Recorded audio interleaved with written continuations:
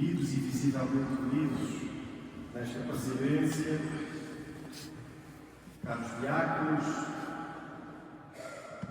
seminarista, a representação dos outros cantores, ainda está aqui o diácono que ainda tem ligação ao seminário, e a representação dos demais, que estão, hoje é dia de trabalho, estão lá no seminário do Serano, mas nós estamos unidos a eles. Caros acólitos, caros irmãos e irmãs, consagrados, irmãos e irmãs do batismo. Eis a morada de Deus com os homens. Deus habitará no meio deles. Esta palavra de aclamação ao Evangelho revela-nos o fio unificador da palavra de Deus que acabamos de escutar e explicita o sentido de celebrarmos anualmente a dedicação da nossa Igreja Catedral. Vivida liturgicamente em todas as igrejas da Diocese como uma festa do Senhor, e aqui na Catedral como solenidade do Senhor, esta celebração ensina-nos que a presença sensível de Deus entre nós não terminou no final da vida terrena de Jesus. Na força do Espírito Santo, Ele permanece como morada de Deus com os homens, realmente vivo e presente na Igreja. Da comunhão dos discípulos reunidos em torno do Bispo, na Eucaristia e demais sacramentos, na palavra proclamada, na caridade praticada. Na unidade do Espírito Santo que é a Igreja, Deus continua a vir até nós em Jesus Cristo e nós continuamos a ter acesso a Deus por Jesus Cristo. Celebrar a dedicação da Catedral é celebrar o mistério do corpo místico de Cristo que é a Igreja, lugar de encontro do homem, não apenas com Deus, mas em Deus. Esse lugar já não é uma realidade espacial, delimitada dentro dos muros do templo, mas a realidade sacramental, onde o espaço físico abre e remete para o encontro com Cristo em espírito e verdade. Contrariamente a algumas interpretações espiritualistas marcadas por um neognosticismo ou por um subjetivismo intimista, o templo não se torna irrelevante. Deixa de ser exclusivo, único lugar da morada de Deus, para ser abertura, um sinal instrumental que nos convoca e transfere para o encontro com Deus. Na Assembleia dos Discípulos reunida neste templo, descobrimos-nos concidadãos dos santos e membros da família de Deus e edifício bem ajustado para formar o Templo Santo do Senhor. Na celebração realizada neste templo, sois renovados na união com Ele para vos tornardes no Espírito Santo morada de Deus. Para cultivar esta união com o Senhor, a Igreja oferece-nos, em primeiro lugar, a celebração dos sacramentos e dos sacramentais. Os sacramentos são sinais instituídos por Jesus Cristo para conferir a graça santificante. São ações de Cristo e da Igreja, eficazes pela própria obra realizada, ex opere operato. Já os sacramentais são sinais sagrados, instituídos pela Igreja, para preparar para os sacramentos e para fazer crescer na santidade que estes promovem. São ações frutíferas pela oração da Igreja e pela devoção do fiel. Ex opere operantis ecclesia. Associados a estas ações santificadoras, existem outros sinais que nos dispõem para nos abrirmos e acolhermos a obra de Deus. Na Catedral, igreja do bispo na diocese de que é pastor, e por isso igreja-mãe de todas as igrejas da diocese confiadas ao seu cuidado pastoral, encontramos alguns desses sinais. Em primeiro lugar, o próprio templo, marcado pelos traços da fé das diferentes gerações e gerações de fiéis que rezaram neste lugar, presididas pelos sucessores dos apóstolos.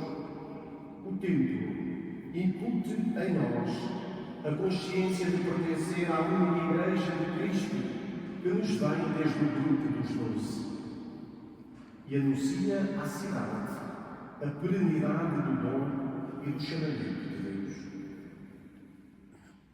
Depois temos o altar, reunindo em si a pedra do sacrifício e a mesa do Senhor. O altar é o símbolo do próprio Cristo, presente no meio da Assembleia dos seus fiéis, ao mesmo tempo como vítima oferecida para a nossa reconciliação e como alimento celeste que se nos dá e que edifica a Igreja.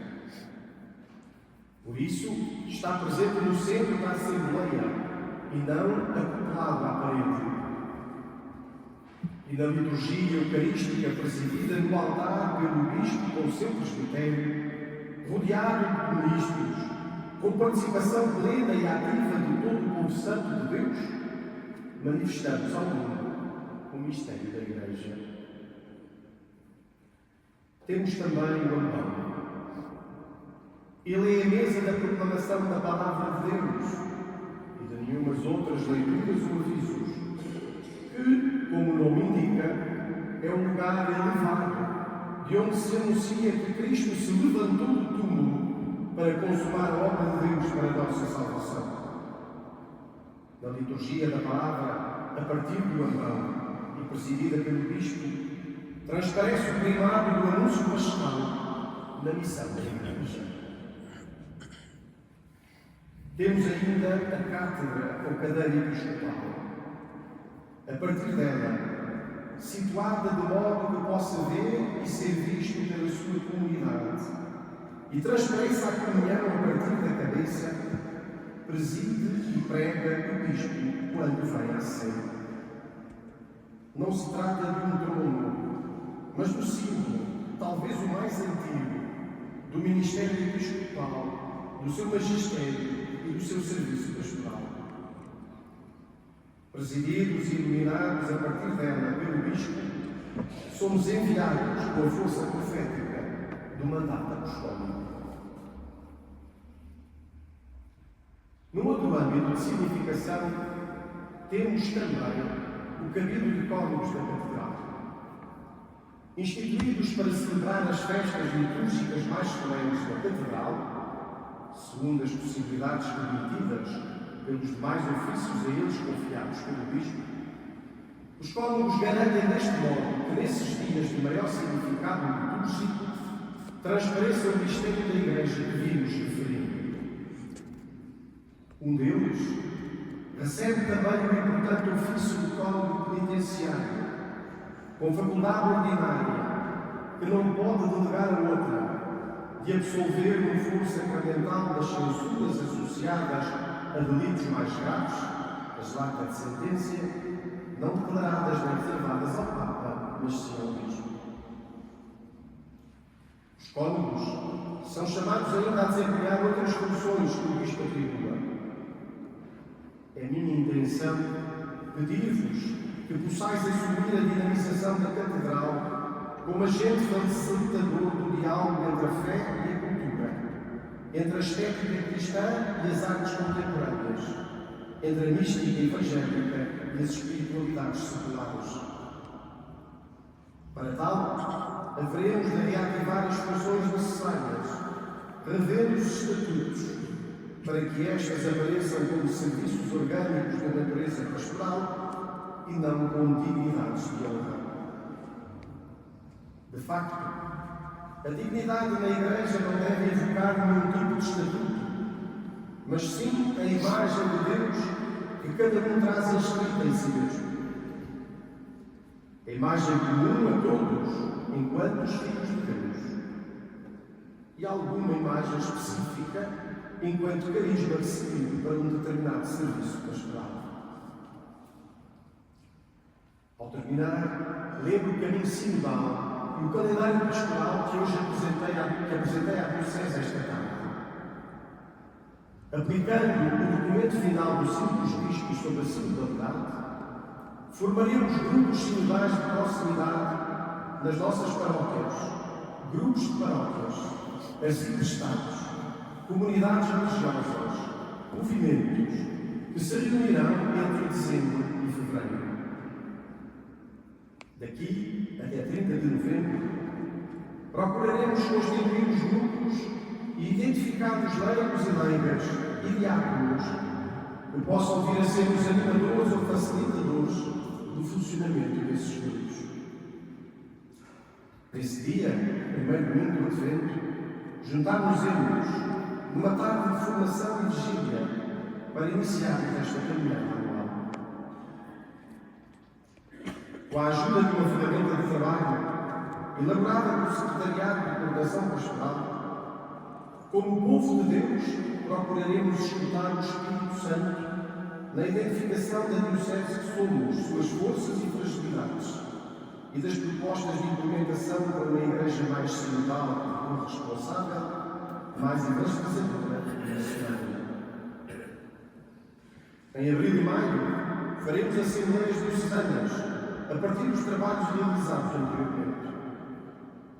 Por essa altura, definiremos as unidades pastorais a implementar no ano seguinte, segundo as necessidades e possibilidades da Diocese, e assentos em equipas pastorais de sacerdotes, diáconos e leigos, numa pastoral de evangelização e não de manutenção, abrangendo um território mais vasto de paróquias e a partir da centralidade, eucaristias dominicais com densidade. Em setembro de 2026, após a elaboração da síntese dos trabalhos das Assembleias Sinodais Diocesanas, faremos uma Assembleia Diocesana final para definir as prioridades que darão depois corpo ao plano pastoral para os próximos tempos. Neste caminho eclesial, guiai-nos, Senhor. Enviai à nossa Igreja Diocesana as vocações de que necessita para esta transformação missionária. Estai atento, Senhor meu Deus, à prece e à oração do vosso servo. Escutai o apelo e a súplica que hoje vos dirige. Escutai a oração que neste lugar vos dirigimos.